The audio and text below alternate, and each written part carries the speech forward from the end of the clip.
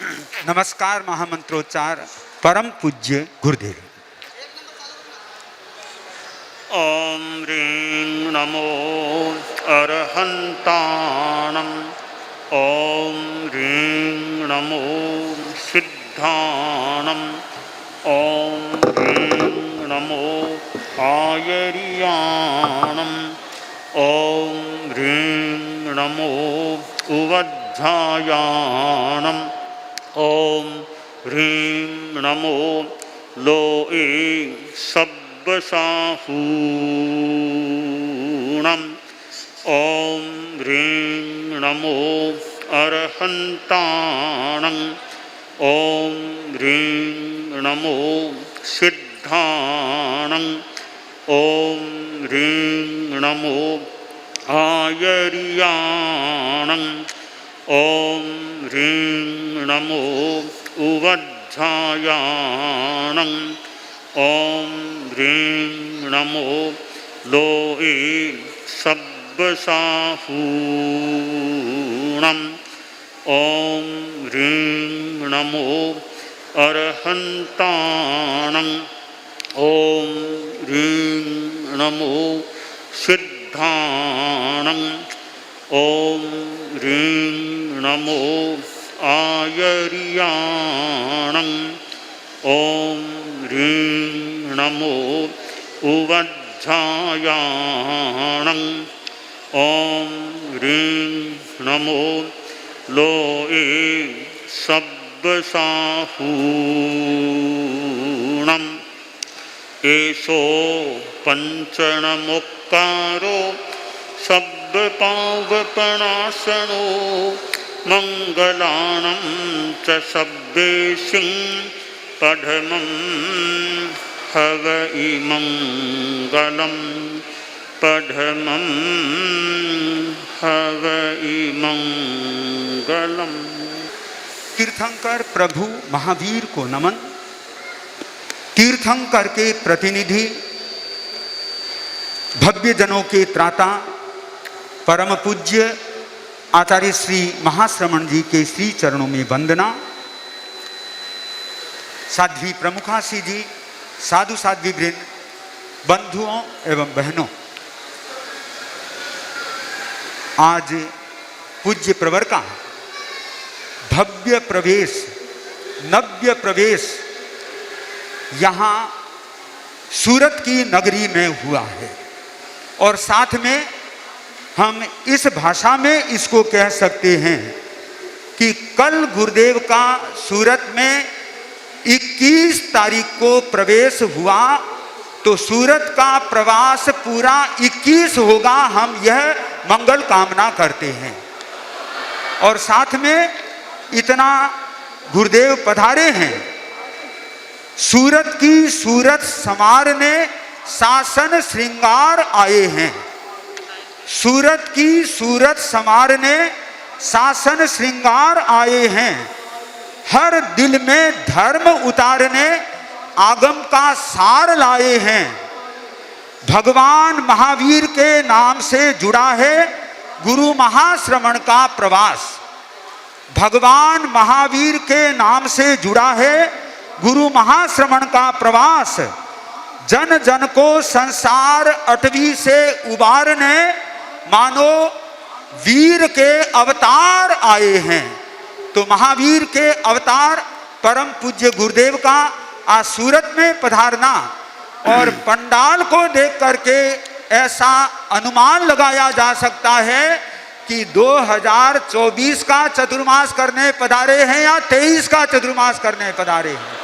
तो यों पूज्य प्रवर का आज यहाँ पधारना एक भव्य पादार्पण हुआ है। अनेक कार्यक्रम संपादित होने हैं। तो आज के प्रवेश पर हम परम पूज्य गुरुदेव की अमृत देशना सुने। उससे पूर्व निवेदन साध्वी प्रमुखासी जी से।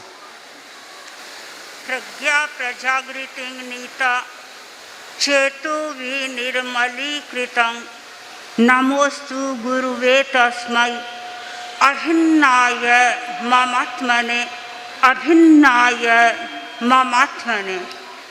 परम श्रद्धास्पद, परम पूज्य आचार्य प्रवर के चरणों में अभिवंदना, आदरास्पद साधु साध्वी वृंद, उपस्थित धर्म परिवार। मैं अपनी बात दो पंक्तियों से प्रारंभ कर रही हूँ। गरल सत्य है किंतु सुधा का नहीं कहीं भी अता पता है। गरल सत्य है किंतु सुधा का नहीं कहीं भी अता पता है। विटप बहुत है किंतु कल्पतरु नहीं कहीं खोजे मिलता है। विटप बहुत है किंतु कल्पतरु नहीं कहीं खोजे मिलता है। इस दुनिया में विष बहुत है किंतु हमें अमृत यत्र तत्र कहीं भी दिखाई नहीं दे रहा है। इस दुनिया में वृक्ष हम बहुत से देख रहे हैं किंतु कल्प वृक्ष हमारी आँखों का विषय नहीं बन रहा है। ठाणंग सूत्र में हम कल्प वृक्षों के बारे में पढ़ते हैं। वहाँ 10 प्रकार के कल्प वृक्ष गिनाए गए हैं। इतिहास में यौगलिक युग के समय बताया जाता है कि यौगलिक सारी अपनी आवश्यकताओं की पूर्ति कल्प वृक्ष के माध्यम से करते थे। कल्प वृक्ष के नीचे बैठ जाते, जो सोचते वो उन्हें उपलब्ध हो जाता।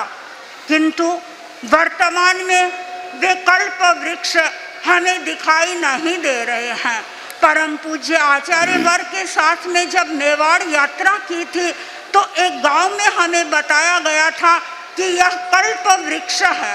अब कल्प वृक्ष क्या वह आवश्यकताओं की पूर्ति करने वाला था या नहीं, कहा नहीं जा सकता है।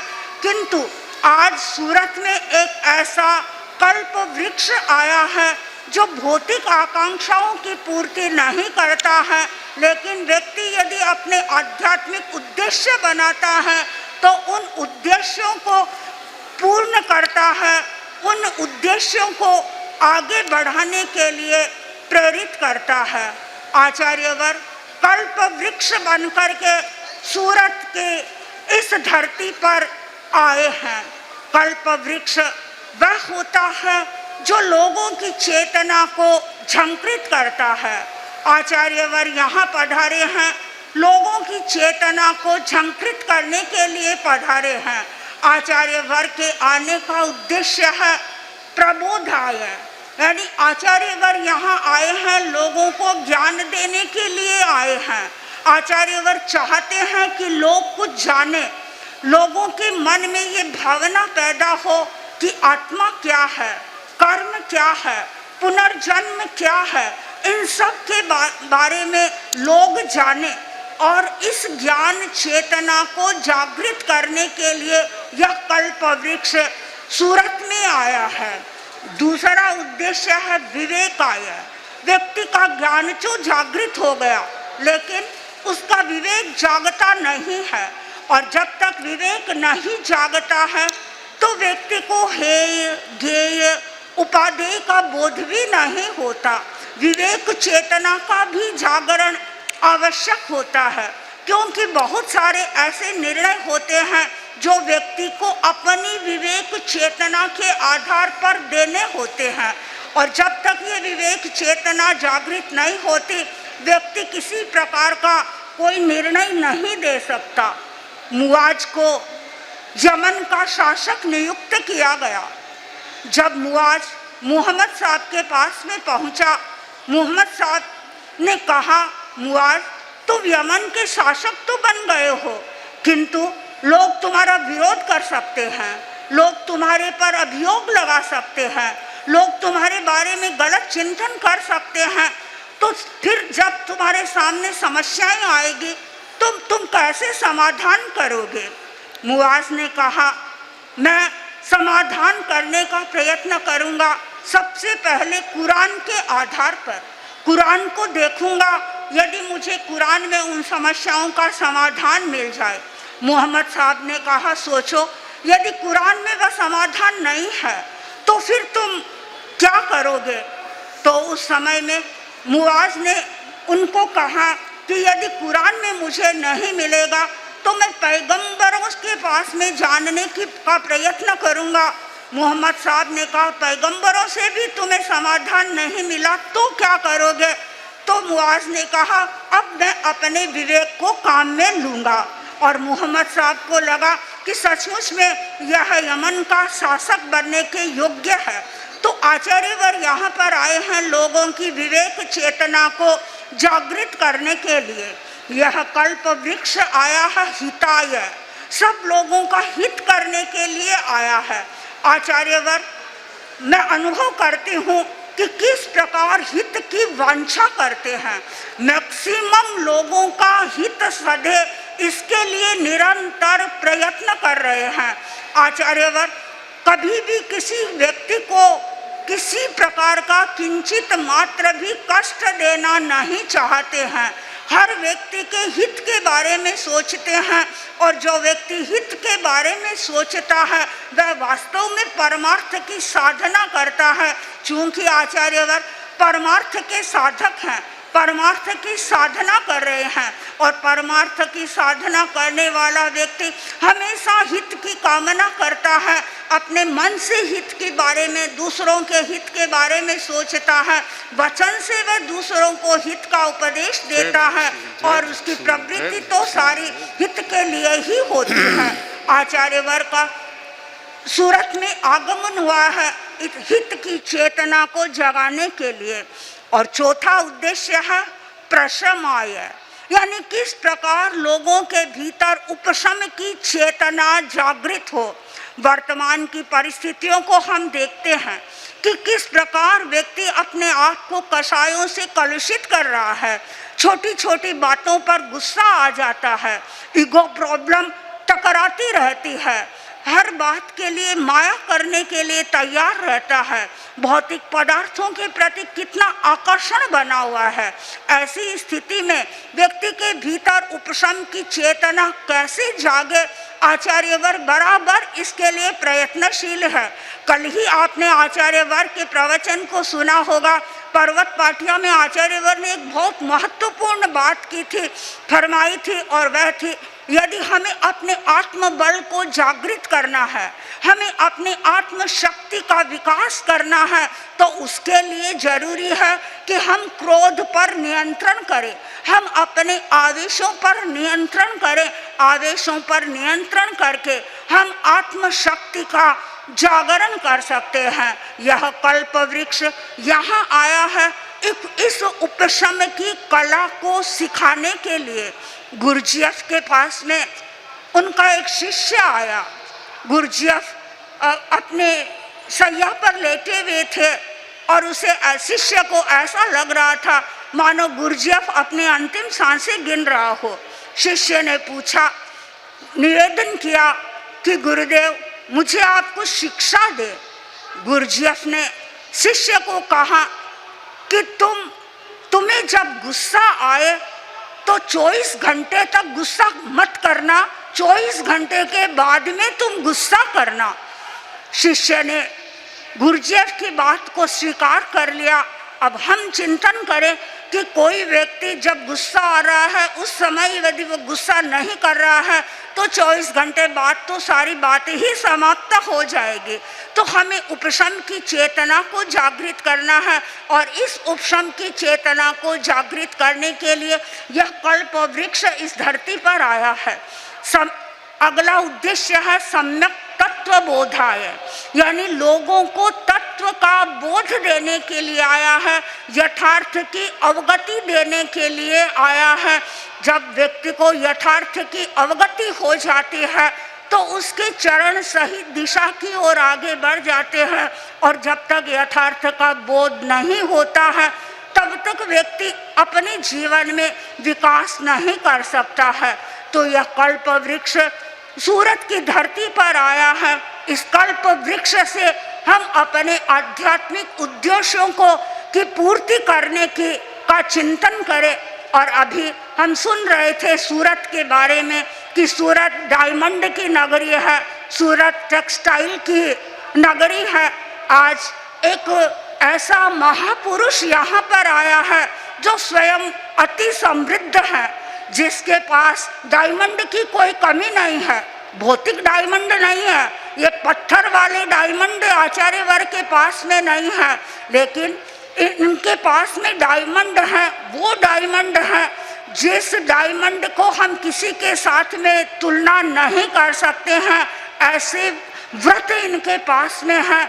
और आज मैं अनुभव कर रही हूँ कि इन आध्यात्मिक रत्नों के द्वारा आचार्य वर ने अपने व्यक्तित्व को समृद्ध बनाया है और इसीलिए जन जन के लिए आकर्षण के कारण बने हुए हैं। मैं इस आगमन के अवसर पर यही मंगल कामना करती हूँ कि जो ये रत्नों का भंडार है, इस रत्नों के भंडार से, इस कल्प वृक्ष से हम आध्यात्मिक ऊर्जा को प्राप्त करें और सही दिशा में आगे बढ़ने का प्रयत्न करें। ओम अर्हं।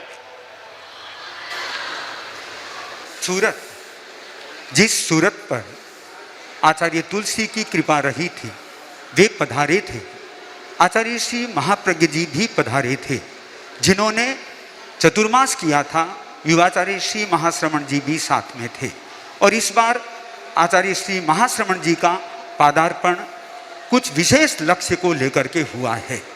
और परम पूज्य गुरुदेव के ठीक पीछे हम एक प्रतीक रूप में समझें, ये आचार्य श्री महाप्रज्ञ जी का ठिकाना, जहाँ पर आचार्य श्री महाप्रज्ञ जी ने चतुर्मास किया था। और हम आज ये फीलिंग कर रहे हैं, उस चतुर्मास स्थल के सामने आचार्य श्री महाश्रमण जी विराज करके आज जनता को संबोधित करने जा रहे हैं। मैं निवेदन करता हूँ परम पूज्य गुरुदेव से, उसी भवन के सामने प्रतीक रूप में आप श्री विराजे हुए हैं और हम साक्षात आप श्री का मंगल प्रवचन सुनने के लिए उद्यत हैं। आप मंगल प्रवचन के द्वारा हमारा मार्गदर्शन करें। निवेदन महाप्रज्ञ के पट्टधर आचार्य श्री महाश्रमण।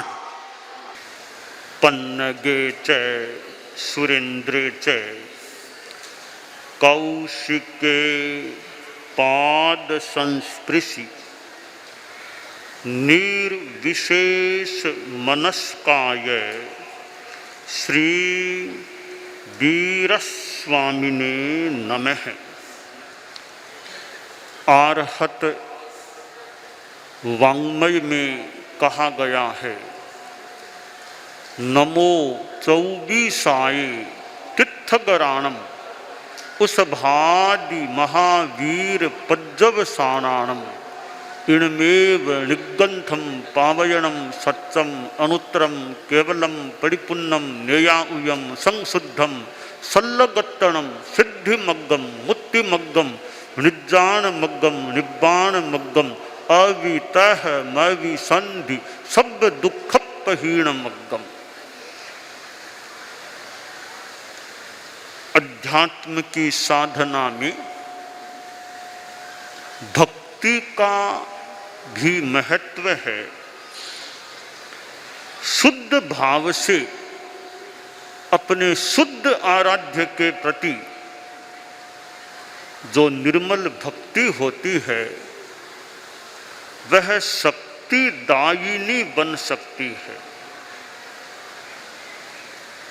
भक्ति में कोई दिखावा न हो, प्रदर्शन न हो, भीतर का मानो समर्पण और अत्यंत सम्मान का भाव हो, तो वह भक्ति अच्छी भक्ति हो सकती है।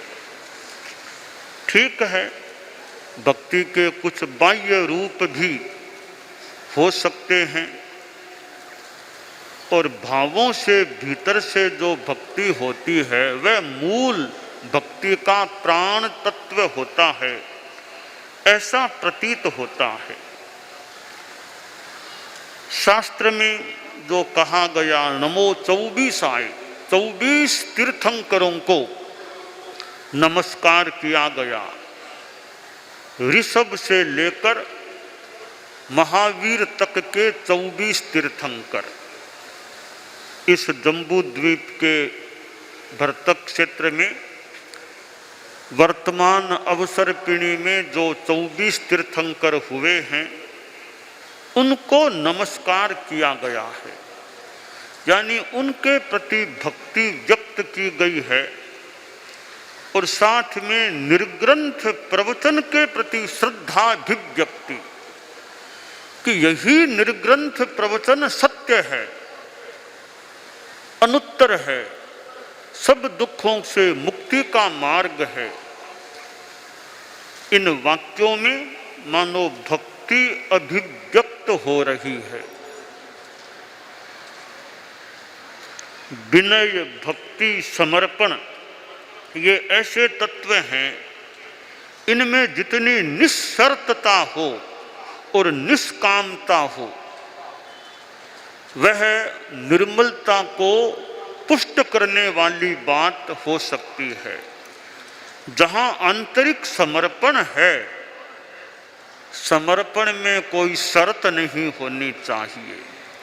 अगर शर्त है, कंडीशन है, ऐसा करो तो मैं ऐसा कर दूं, ऐसा यह दो तो मैं ऐसा कर दूं, कि तो अगर इफ बट ये चीजें हैं तो मानना चाहिए समर्पण में संभवतः कहीं कमी है, सशक्त समर्पण नहीं है। जहाँ सशक्त समर्पण है वहाँ शर्त नहीं, कोई शर्त नहीं, बस मेरा आपके प्रति समर्पण है। समर्पण दो प्रकार का होता है, एक व्यक्तिपरक समर्पण और दूसरा एक आदर्शपरक समर्पण। व्यक्तिपरक समर्पण कैसे होता है? जैसे भगवान महावीर के प्रति श्रद्धा है, ऋषभ के प्रति श्रद्धा है, अपने गुरु के प्रति या हमारे संदर्भ में देखें आचार्य भिक्षु के प्रति श्रद्धा है और आचार्य गुरुदेव तुलसी के प्रति श्रद्धा है, आचार्य महाप्रज्ञ जी के प्रति श्रद्धा है और किसी के प्रति हो सकती है। यह व्यक्तिपरक समर्पण और श्रद्धा की बात हो सकती है। दूसरी भक्ति आदर्शपरक। आदर्श में व्यक्ति भी आदर्श हो सकता है कि अमुक व्यक्ति जैसा मैं बनूं, वैसा मैं बनूं, मैं भी वैसा बनूं, तो मेरा वह व्यक्ति आदर्श है, भगवान महावीर जैसा मैं बनूं। दूसरी बात है आदर्श में ही एक सिद्धांत के प्रति समर्पण। जैसे मैं त्याग व्रत के पथ पर चलूंगा, पणया वीरा महावीहिम। महान व्यक्ति या वीर व्यक्ति महान पथ के प्रति समर्पित हो जाते हैं। चारित्रात्माएं जो साधुत्व को स्वीकार कर चुके हैं, अब साधुत्व के प्रति समर्पण। तो यह एक प्रकार का सिद्धांत या आदर्शपरक, तत्वपरक एक चीज के प्रति, एक आचरण के प्रति समर्पण है कि मुझे इस रास्ते पर चलना है। कुछ कठिनाई आए तो आए, मैं इस रास्ते को न छोड़ूं, ऐसा मेरा पूरा भरसक प्रयास रहे। यह पथ के प्रति, सिद्धांत के प्रति, अपने व्रत के प्रति एक समर्पण की बात हो जाती है। तो समर्पण में शक्ति होती है, भक्ति में शक्ति होती है और भक्ति में अहंकार को छोड़ना होता है, अहंकार को विगलित करना होता है। अहंकार है वहाँ फिर वो भक्ति से कुछ विपरीत बात हो सकती है। तो ये अपने आराध्य के प्रति, जिसको आराध्य मान लिया, स्वीकार कर लिया, अब उसके प्रति निश्चल व्यक्ति, भीतरी भक्ति, बिना कोई दिखावे की भावना के भक्ति होती है, उसका महत्व होता है। अक्षय तृतीया का कल प्रसंग सामने है और अक्षय तृतीया भगवान ऋषभ से जुड़ा हुआ दिन है और यों तपस्या के साथ जुड़ा हुआ दिन है। वर्षी तप के साथ जुड़ा हुआ दिन है।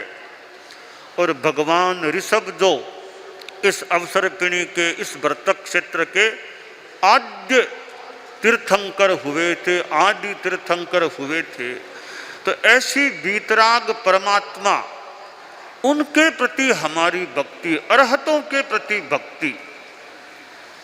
जैन शासन में नमस्कार महामंत्र अत्यंत प्रचलित है। मानो नमस्कार महामंत्र भक्ति का ही एक रूप है, जहाँ भक्ति भक्ति भक्ति बोलती है।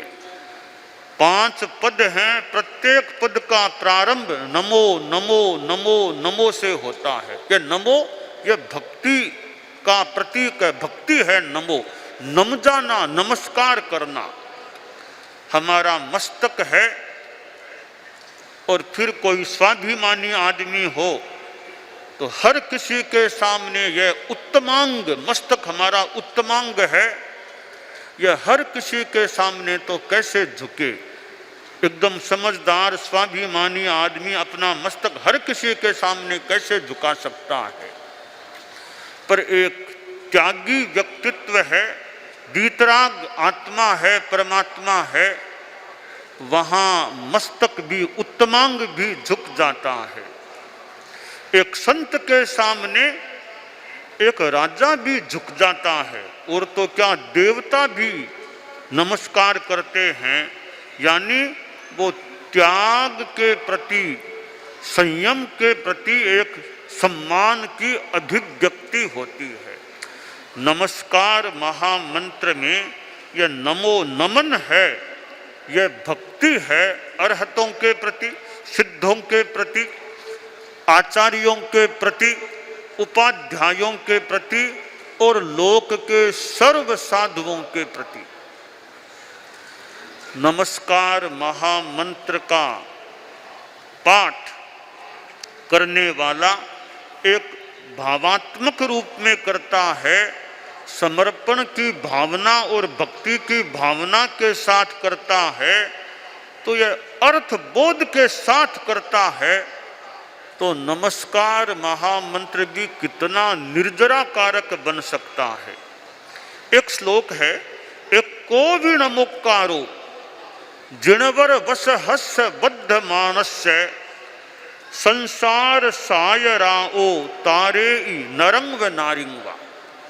कि ऋषभ से लेकर महावीर तक के तीर्थंकरों को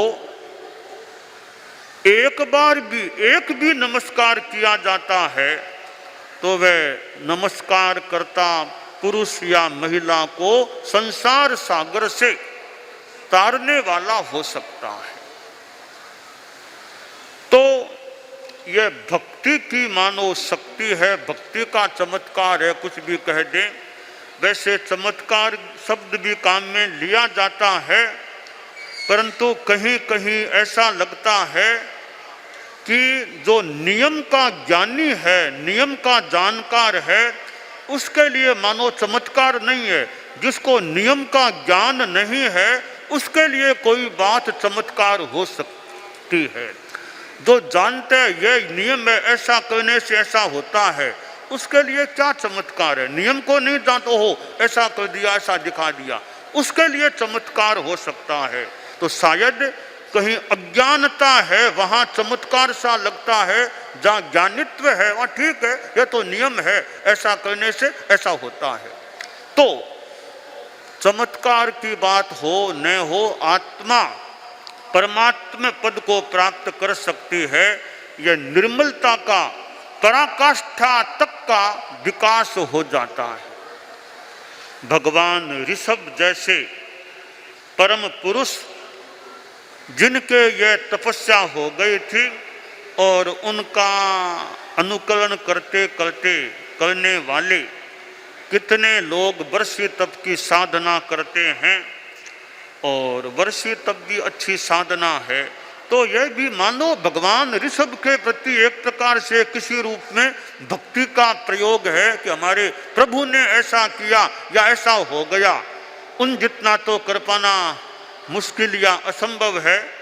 मान लें तो कुछ तो करें, किसी तरीके से करें। पूरे अनाहार नहीं रह सकते तो एक दिन खा के एक दिन अनाहार रह जाए। एक रास्ता मानो बनाया गया है। यह रास्ता भी अपने आप में बढ़िया रास्ता है कि वर्षी तप के माध्यम से सहजतया मानो भगवान ऋषभ के प्रति भक्ति और कुछ अंशों में उनका अनुकरण करने का प्रयास हो जाता है। तो हमारे मन में हमारे आराध्यों के प्रति, अरहतों, सिद्धों, आचार्यों, उपाध्यायों, साधुओं के प्रति भक्ति का भाव हो और अपने नियम, व्रत, आदर्श के प्रति समर्पण का भाव हो कि हमने जो यह रास्ता लिया है, इस रास्ते पर हमें आगे बढ़ना है। आचार्य भिक्षु को हम याद करें, कैसे वो अपने ढंग से बढ़े थे। एक क्रांति की, शांति भी चाहिए, शांति बहुत अच्छी चीज है। शांति रखते हुए अपेक्षा हो तो आदमी को क्रांति भी करनी चाहिए। क्रांति थोड़ा कठिन कार्य हो सकता है, शांति अच्छी चीज है ही। मन में शांति रखते हुए, शांति को अखंडित रखते हुए भी आदमी अपेक्षा होने पर क्रांति भी करे, कुछ नया ऐसा काम भी करे जो विशेष है, लीक से हटकर चलने का कार्य है।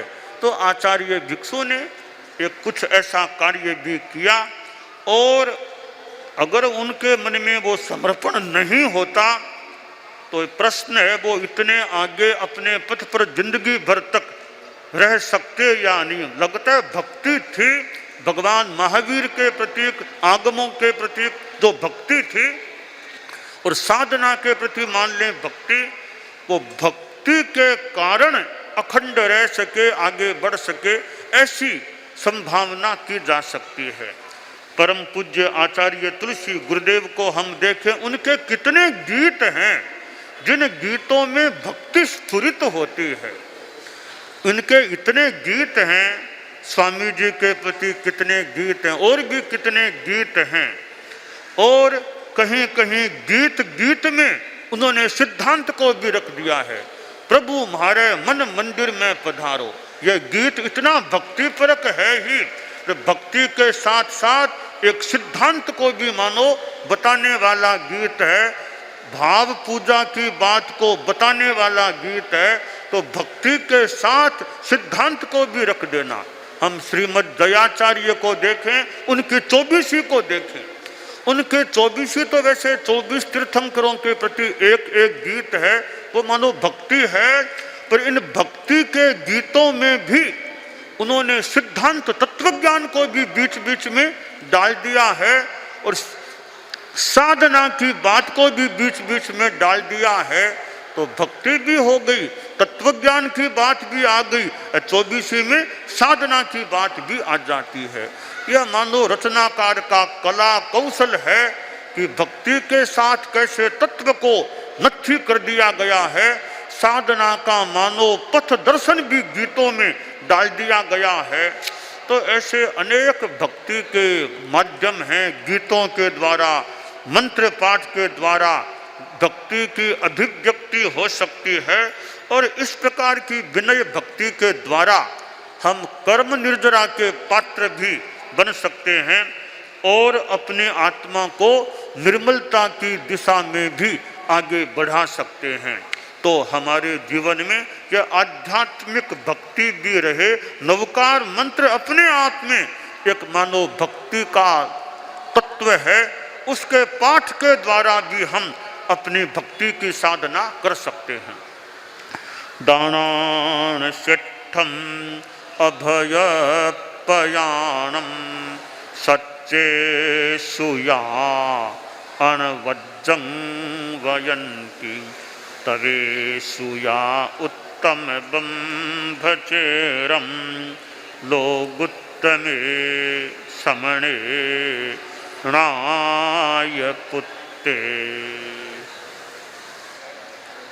आज हम सूरत के मुख्य प्रवास स्थल में पहुँचे हैं और परम पूज्य आचार्य श्री महाप्रज्ञ जी के साथ मैं और हम अनेक व्यक्ति साथ आए थे। गुरुदेव के साथ सूरत आना हुआ था।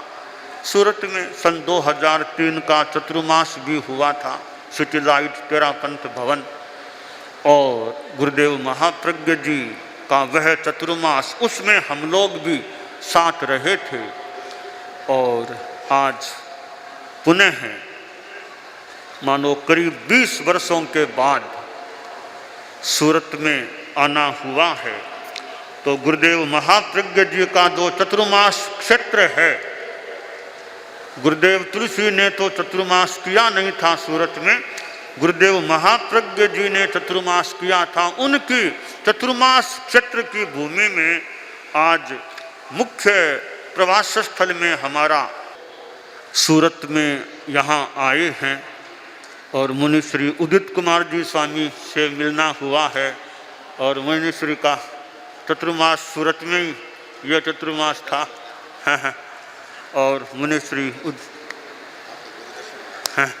उदित कुमार जी स्वामी हमारे धर्म संघ के अच्छे प्रबुद्ध, अच्छे काम करने वाले, न्यारा में अच्छा एक काम करने वाले श्रृंगारों में से एक श्रृंगारा है, संत हैं, मुनि श्री हैं। तो आपसे भी मिलना हुआ।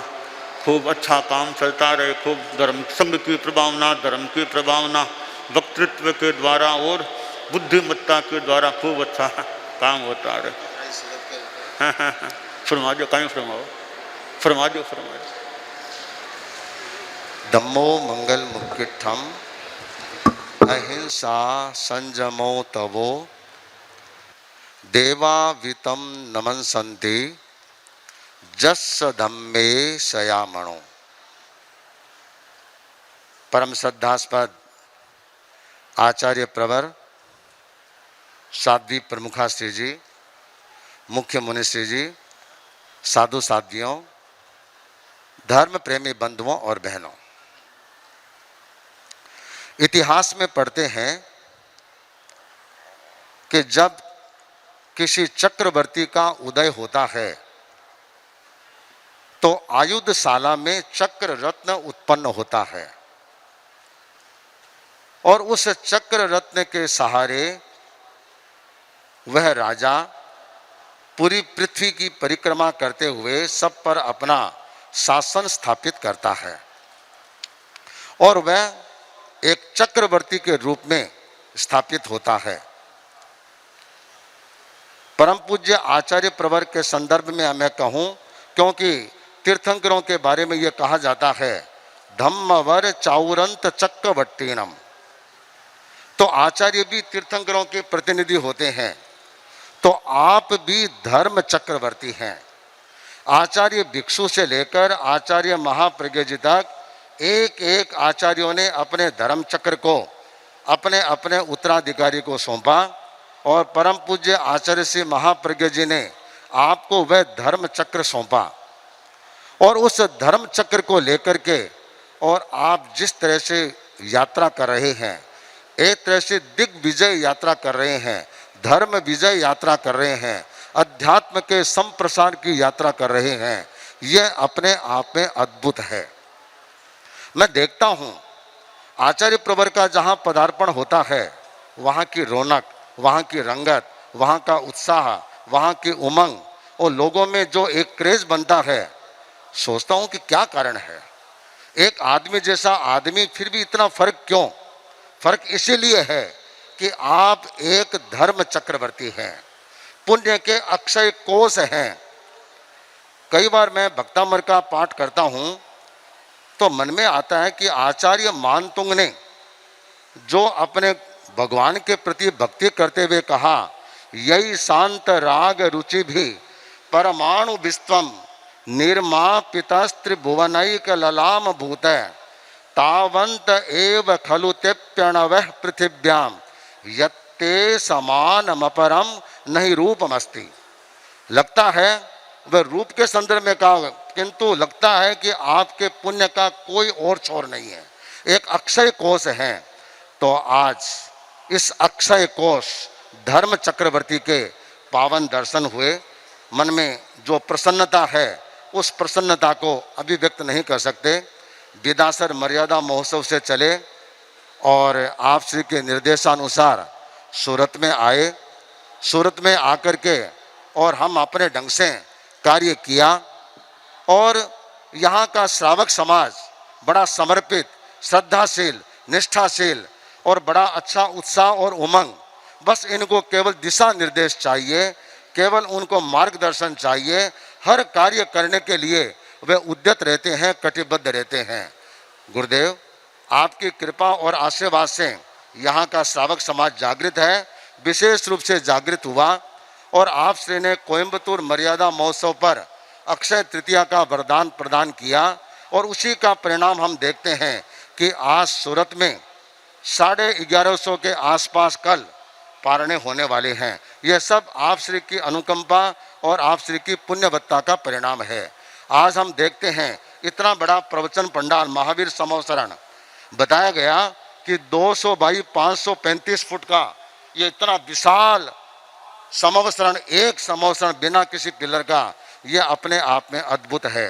अक्षय तृतीया प्रवास व्यवस्था समिति और हमारी सभी संघीय संस्थाएं कंधे से कंधा मिलाकर के इस कार्यक्रम की सफलता के लिए कटिबद्ध हैं। आचार्य प्रवर, आपने सूरत वासियों की प्रार्थना पर कृपा करा करके और सन 2024 का चतुर्मास यहाँ बख्शाया। यह आप श्री की विशेष अनुकंपा और आपकी कृपा का परिणाम है।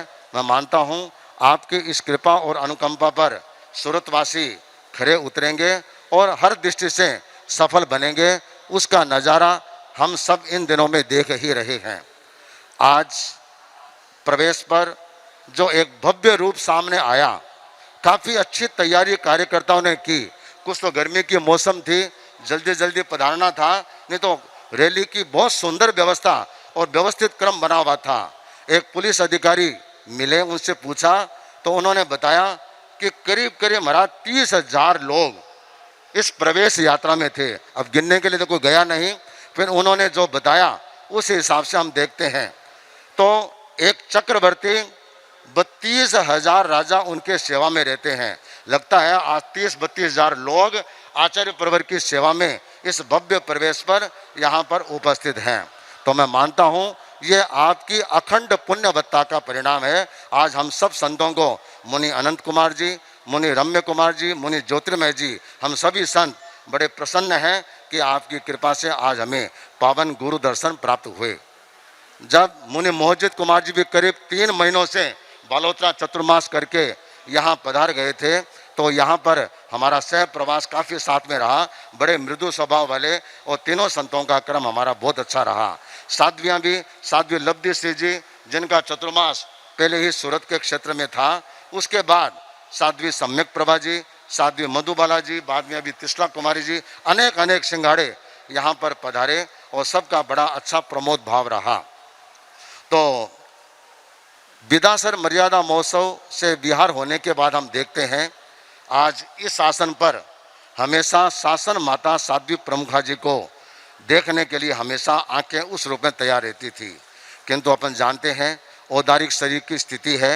शासन माता पधार गई, किंतु शासन माता के स्थान पर परम पूज्य आचार्य प्रवर ने एक ट्रेंड प्रशिक्षित तपे तपाई योग्य साध्वी को, जो मुख्य नियोजिका के रूप में अपनी सेवाएं दे रही थी, उनको साध्वी प्रमुखा के रूप में मनोनीत किया। साध्वी प्रमुखा के मनोनयन के बाद आज पहली बार आपके दर्शन हुए। मैं आपके प्रति बहुत बहुत मंगल कामना करता हूँ, शुभ कामना करता हूँ कि आचार्य प्रवर के पावन निर्देशन में, आप श्री के नेतृत्व में, आप श्री की शासना में साध्वी समाज और जो जो आचार्य प्रवर आपको कार्य सौंपे उसमें सफलता का वर्ण करे, यह मैं आपके प्रति मंगल कामना करता हूँ। मुख्य मुनिषी जी अभी यहाँ नहीं है, उनको भी अभी आचार्य प्रवर ने महाप्रज्ञ महाप्रयाण दिवस पर बहुश्रुत परिषद के संयोजक के रूप में उनको नियुक्त किया। सचमुच वे हमारी आशा की किरण है और आचार्य प्रवर ने उनको बड़ी कृपा करवाई। साध्वी वरिया जी, वे भी अपनी कर्मजा शक्ति से आचार्य प्रवर को काफ़ी सहयोग प्रदान कर रही है और गुरुकुलवासी साधु साध्वियाँ धन्य है कि जिनको सतत गुरु सन्निधि का लाभ मिलता है। हमको तो कभी कभार मिलता है, जब गुरु की विशेष कृपा होती है तभी हमको गुरुकुल वास का मौका मिलता है। बाकी ऐसी कृपा बरसाना कम बरसाना ये गुरु के हाथ में है, गुरु जैसे चाहे वैसे करवाएंगे। किंतु आज आपसे के पावन दर्शन कर हमें अतीव प्रसन्नता का अनुभव हो रहा है। आपकी कृपा और आशीर्वाद के योग्य हम बने रहें, इसी भावना के साथ ओम। सूरत में आना हुआ है, मुनि श्री उदित कुमार जी स्वामी से मिलना हुआ और मुनि श्री की अपनी प्रबुद्धता से, तेरह पंथ के सिद्धांतों के ज्ञान से और भी वक्तृत्व आदि से, लेखन से खूब उन्नति भी होती रहे, धर्म संघ की धर्म की प्रभावना भी होती रहे, खूब अच्छा स्वास्थ्य रहे, खूब अच्छा रहे। और मुनिश्री के साथ में सहव्रती संत भी हैं, उधर मुनि मोहजीत कुमार जी भी आज, हाँ वो तीन संत साथ में हैं, सागे तीनों संत है। मुनि मोहजीत कुमार जी बालोतरा चतुर्मास करके इधर गुजरात आए, इनके साथ भी दोनों संत भी हैं, तो खूब अच्छा। मोहजीत जी भी गुरुकुलवास में पहले वो प्रवचन कार्यक्रम में संयोजन बहुत वर्षों तक काफ़ी समय किया था, व्याख्यान और सब अच्छा, विकास अच्छा, कार्य सब अच्छा होता रहे। साथ वाले संत भी ज्ञान आदि का अच्छा, तपस्या और ज्ञान अच्छा विकास का क्रम चलता रहे। खूब इधर खूब अच्छा बालोतरा में तमाशा हो गया। साध्वी जी आज वो मधुबाला जी साध्वी आज मिली थी, उनका सिंगाड़ा, और ये मधुबाला लब्धि श्री जी पहले सामने आगे आ गई थे, आज फिर मिल गई। ये दो सिंगाड़े कल मिल गए थे।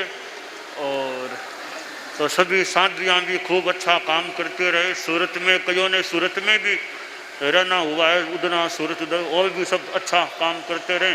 दो साध्वियाँ वो कल नहीं आई थी, वो भी आज मिल गई है। दो साध्वियाँ कल आज वो भी मिल गई है। सब साध्वियाँ खूब अच्छा काम करते रहे, अच्छा विकास। समणियाँ भी काफ़ी आज अनेक समणियाँ, कोई अमेरिका से, कई चैतन्य प्रज्ञा जी, हिम प्रज्ञा जी अमेरिका से, और कितनी भारत में रहने वाली, कोई लाडनू से, कोई कहीं से, काफ़ी समणियाँ भी आ गई है। समणियाँ भी खूब अच्छा विकास, अच्छी सेवा, चित्त समाधि सबकी बनी रही, खूब अच्छा काम होता रही है ना। मुमुक्षु भाइयाँ भी कई हैं, अच्छा है, सब अच्छा काम करती है।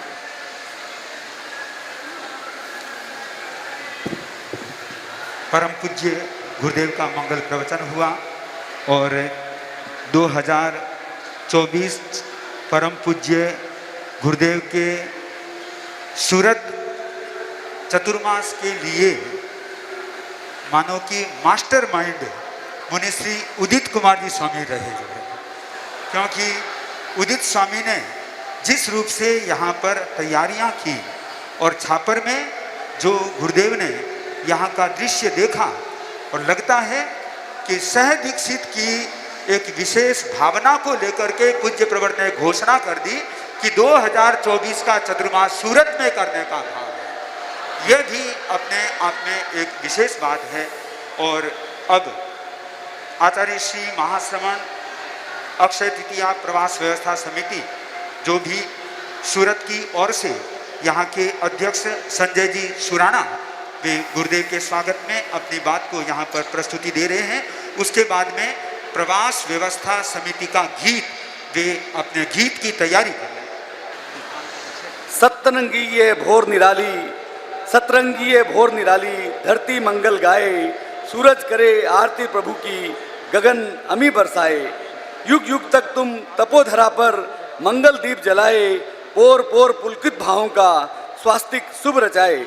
इस सतरंगी भोर में कुदरत का हर पोर विहंस रहा है, विश्व मानस विरुदा रहा है, हर जन के मन सद्दल खिल रहा है, सूरत धरा का कण कण प्रकंपित हो रहा है। सूर्य की नव किरणों ने आज इस धरती पर दस्तक दी है, और इस दस्तक की आहट ने अलसाए मन को चेतना का जागरण किया है।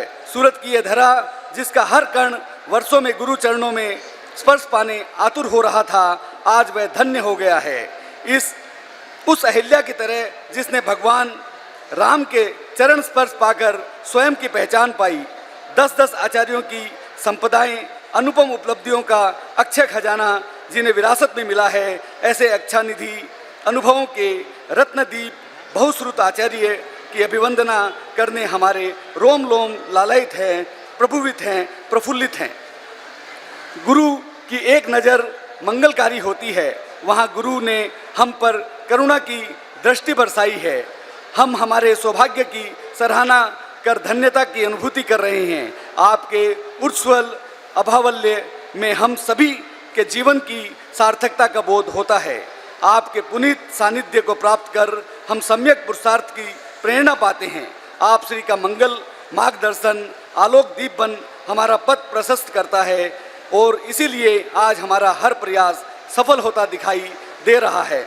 बनते जब से आपने अपने श्रीमुख से सूरत में अक्षय तृतीया का प्रवास फरमाया है, तब से हमारा हर कार्य, हर प्रयास, हर क्रिया अक्षय बन गई है। आज यहाँ पर आप श्री के पावन सानिध्य में 1111 से अधिक वर्षीय तप के तपस्वी अपनी श्रद्धा और आस्था के अर्घ्य चढ़ाने उपस्थित हैं। आपकी वरद छांव तले हम सभी ताप संताप को दूर कर परम शांति व शीतलता का अनुभव कर रहे हैं। आज सूरत का श्रावक समाज कृतज्ञता के भावों के साथ विनीत मन से वंदना अभिवंदना कर रहा है। आप श्री के आगमन पर हम सभी की आंखों में सुकून की किरण जगी है, क्योंकि ये पथराई आंखें आप श्री के तस्वीर को तलाशती रही, जिन्हें आज मंजिल मिली है। बनते मैं समग्र सूरत वासियों की ओर से आप श्री का एवं आप की समस्त धवल सेना का हार्दिक अभिवंदन अभिनंदन करता हूँ। आप श्री का पल पल पथ दर्शन हमें मिलता रहे। आपकी कल्याणी वाणी हमारे जीवन की कल्याण के मार्ग पर बढ़ने हेतु प्रेरित करते रहे, हम यही मंगल कामना करते हैं। पुनः आप श्री का वंदन अभिनंदन। हे भाग्य मेरा, सौभाग्य मेरा, मैं सत शीत नमाता हूँ, मैं धन्य धन्य हो जाता हूँ, मैं धन्य धन्य हो जाता हूँ। ऐसे हमारे आचार्य वर्ग को नमन, सभी साधु संतों को, पूरी धवल सेना को नमन। ओम अरहम। अब स्वागत गीत की प्रस्तुति तेरापन समाज सूरत। महाश्रमण जी आए, सबके मन को भाए, सूरत की धरती पर अमृत घन बन करके छाए।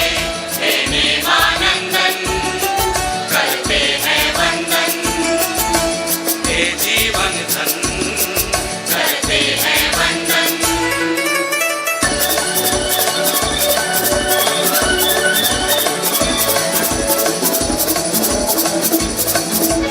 अक्षय तृतीया का स्वर्णिम मौका बरसाया, अग्रिम पावस हमें दिलाकर जो जगाया।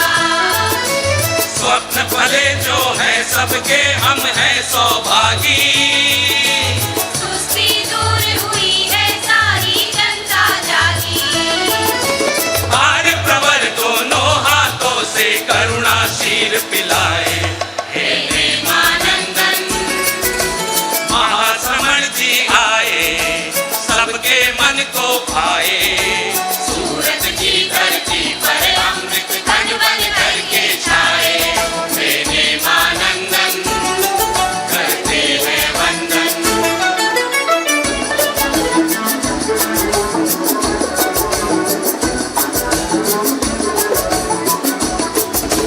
1100 से अधिक पालने यहाँ हो रहे,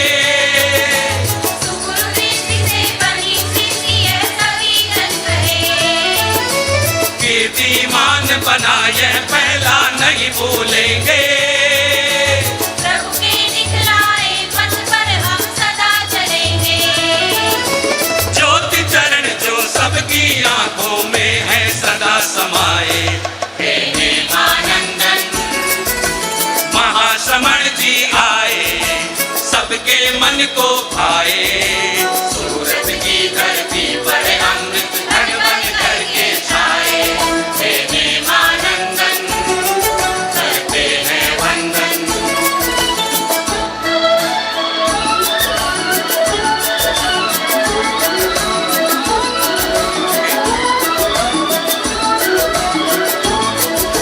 सूरत की सूरत को गुरुवर आप निखारो, भक्त खड़े हैं श्री चरणों में इन्हें निहारो।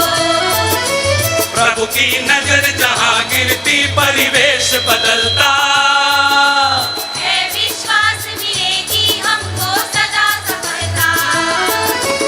अभिनंदन की बेला में हम श्रद्धा थाल सजाए। हे नेमानंद सबके मन को भाए। सूरत की धरती पर अमृत कण बन करके छाए। हे नेमानंदन करते हैं वंदन, करते हैं वंदन। ज्ञानशाला अपनी तैयारी कर रहे, तब तक वेसु विस्तार के कारपोरेटर कैलाशबेन सोलंकी वे अपनी भावनाओं की गुरुदेव के स्वागत में प्रस्तुति कर रही है। और इसके बाद में हिमांशु भाई वे भी तैयार हैं। यहाँ के कारपोरेटर कैलाशबेन सोलंकी, फिर हिमांशु भाई। थोड़ा बहुत स्वागत का और का है। और आज सूरत में मैंने जो कहा मुख्य हमारा प्रवास स्थल है, तो प्रवास स्थल के नाम इतना बढ़िया मिला इस बार, भगवान महावीर यूनिवर्सिटी। भगवान महावीर के मैंने तो चर्चा की, ऋषभ और महावीर, तो ये संजय जी जैन आदि जो ये लोग हैं जो, तो वो ये भगवान महावीर यूनिवर्सिटी यह जो प्रांगण रहने को मिला है, तो हम भगवान महावीर का नाम लिया करते, तो आज तो प्रवास स्थल का नाम भी भगवान महावीर से जुड़ा हुआ है। तो यहाँ भी अच्छा इतना स्थान मिलना भी अच्छी बात है। हमारे यानी चारित्रात्माओं को इतना स्थान मिल जाए, यह भी अपने आप में अच्छी बात है। तो यहाँ भगवान महावीर यूनिवर्सिटी में भी खूब अच्छा धार्मिक आध्यात्मिक, हाँ कर लो हाँ अच्छा, यहाँ इतना स्थान मिला है रहने के लिए और अच्छा खूब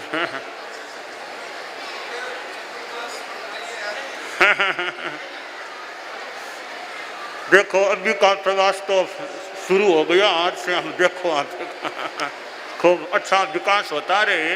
यूनिवर्सिटी है तो भगवान महावीर नाम भी है, तो जितना हो सके जैनिज्म का और का जितना यहाँ हो सके विद्यार्थियों में अच्छे संस्कार, इधर जीवन विज्ञान जो जितना हो सके अच्छा होता रहे।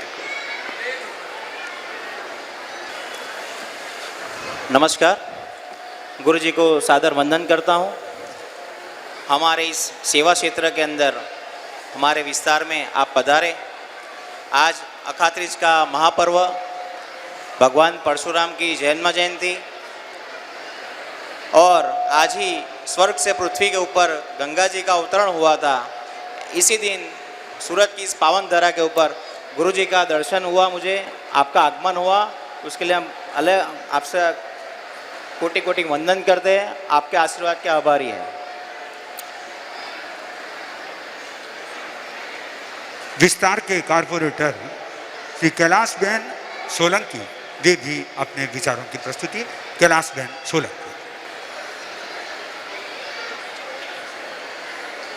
किशोर मंडल के जो किशोर हैं वे एक बार सामने दर्शन कर लें यहाँ पर एक साथ में 108 बच्चे। आज यहाँ पर दोनों तरफ वर्षी तप करने वाले तपस्वी बैठे हुए हो सकते हैं। वे अपने स्थान पर आज उनके इस वर्षी तप का आखिरी उपवास, क्योंकि कल तीज है तो इस वर्षी तप का हो सकता है आखिरी उपवास हो, वे एक साथ में गुरुदेव से प्रत्याख्यान कर सकते हैं। और किशोर मंडल भी 108 की संख्या में परम पूज्य गुरुदेव के पादार्पण को लेकर के 108 व्यक्ति एक साथ में उपवास का प्रत्याख्यान गुरुदेव से कर रहे हैं। हाँ, तो किशोर मंडल की बात, 108 उपवास आज है, तो जिनके भी उपवास की इच्छा है उनको कल सूर्योदय तक है, कल सूर्योदय तक, ठीक है ना, तीनों आरों का त्याग है। हाँ, तपस्वी जो वर्षी तप करने वाले हैं, मानो इस वर्षी तप का अंतिम, आज अंतिम है अनाहार, तो कल सूर्योदय तक तीनों आरों का, हाँ अंतिम, ठीक है, त्याग है, त्याग त्याग। हाँ हो गया। हाँ, सूचना कर दो। ज्ञानशाला अपनी प्रस्तुति कर दो। ठीक है।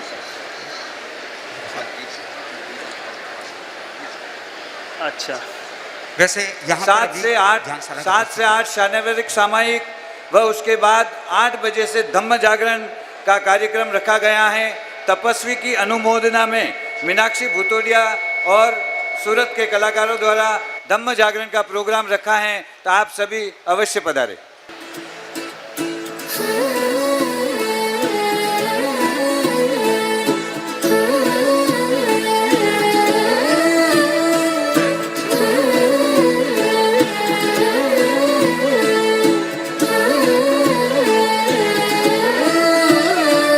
फूलों के जैसे महके जहाँ हमारा बचपन, क्षण क्षण पल पल लगता जहाँ हमको मन भावन। गुरुवर तेरा उपहार सबको है सुखकारी, ज्ञानशाला के बच्चे तेरे आभारी। जग में सबसे न्यारी हमारी ज्ञानशाला प्यारी, लगती है सुखकारी सूरत की ज्ञानशाला प्यारी। जग में सबसे न्यारी हमारी ज्ञानशाला प्यारी, लगती है सुखकारी सूरत की ज्ञानशाला प्यारी।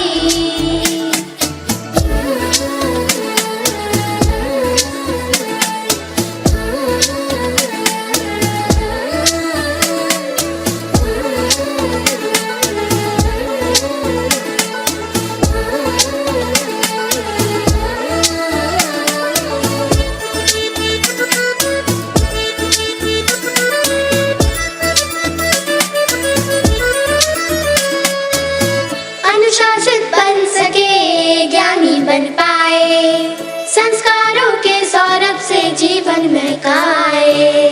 सपने तुम्हारे सच कर दिखलाए, गुरुवर राशिफल को हम बढ़ते जाए। शुद्ध रहे आचार्य हमारा, चाहे कैसी स्थिति आए, तेरे पद चिन्हों पर चलकर जीवन सरसाए। जग में सबसे न्यारी हमारी ज्ञानशाला प्यारी, लगती है सुखकारी सूरत की ज्ञानशाला प्यारी।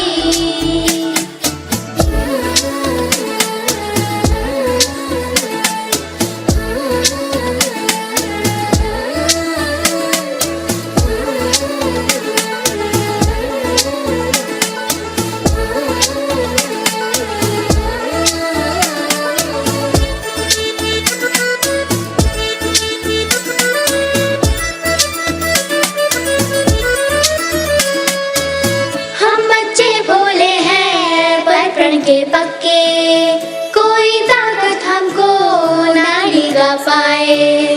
तुम ही हो प्रेरणा, तुम ही हो संबल, तेरे ही नाम से संकट टल जाए। ज्योति चरण के चरण कमल में श्रद्धामय हो शीश नवाए, एक नजर तेरी मिले हर मंजिल मिल जाए। जग में सबसे न्यारी हमारी ज्ञानशाला प्यारी, लगती है सुखकारी सूरत की ज्ञानशाला प्यारी।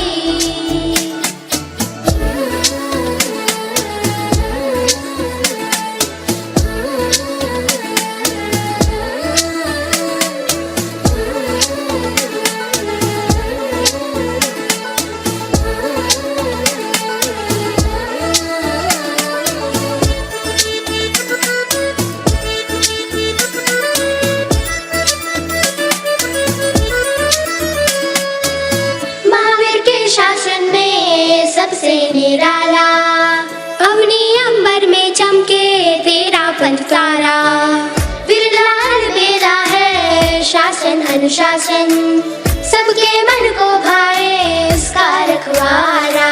श्रावक बनकर हम भी गण की महिमा सदा बढ़ाएंगे, संत पुरुष को सदा चिरायु घोष लगाएंगे। जग में सबसे न्यारी हमारी ज्ञानशाला प्यारी, लगती है सुख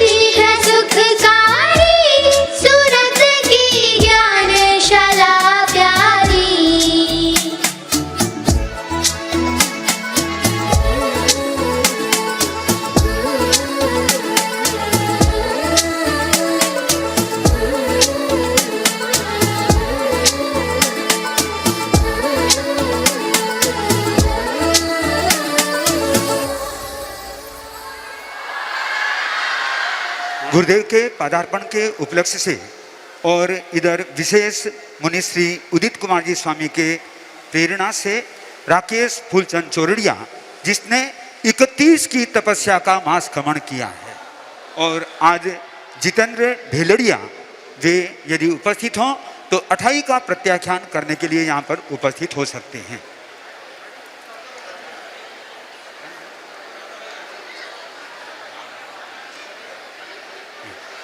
तनसुख लाल जी वेद विवर्षित गीत व पर्यूषण पर्व गीत, इसकी ये 28 का प्रत्याख्यान जितेंद्र जी ढिलरिया गुरुदेव से कर रहे हैं।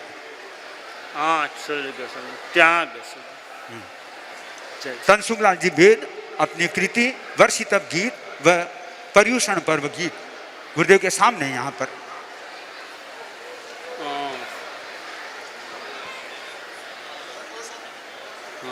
ठीक है। और परम पूज्य गुरुदेव ज्ञान सालक बारे में आशीर्वाद कृपा कराएं, और फिर सभी अपने स्थान पर खड़े खड़े कल मुख्य प्रवचन कार्यक्रम अक्षय तृतीया का कार्यक्रम ठीक 8:15 बजे लगभग प्रारंभ हो सकेगा प्रातः। शारदाबाई पुगलिया जो जलगांव से पहुंची हुई है, वे गुरुदेव से वर्षित भी चल रहा है संभवतः, उसके अंतर्गत मास खमन का प्रत्याख्यान करने जा रही हैं। आज वर्षित मास 28 को है, 28 है। हाँ, सूर्य आज 28 है, मतलब सूर्य उग गए बत्तंग पत्तखामी असलम खाइमंग साइमंग अपानंग वसरामी धारण गणसा त्याग है। सोहनी बाई डोसी चोपड़ा जो मुनि विश्रुत कुमार जी के संसार पक्षी नातिले हैं, वे भी वर्षित में 9 की तपस्या का प्रत्याख्यान कर रहे हैं। थोड़ा सा पीछे है। अरहंता मंगलम सिद्धा मंगलम साहु मंगलम केवली पुण्यत्तो धम्मो मंगलम अरहंता लोगुत्तमा सिद्धा लोगुत्तमा साहु लोगुत्तमा केवली पुण्यत्तो धम्मो लोगुत्तमो अरहंते शरणं प्रवज्जामि सिद्धे शरणं प्रवज्जामि साहु शरणं प्रवज्जामि केवली पुण्यत्तो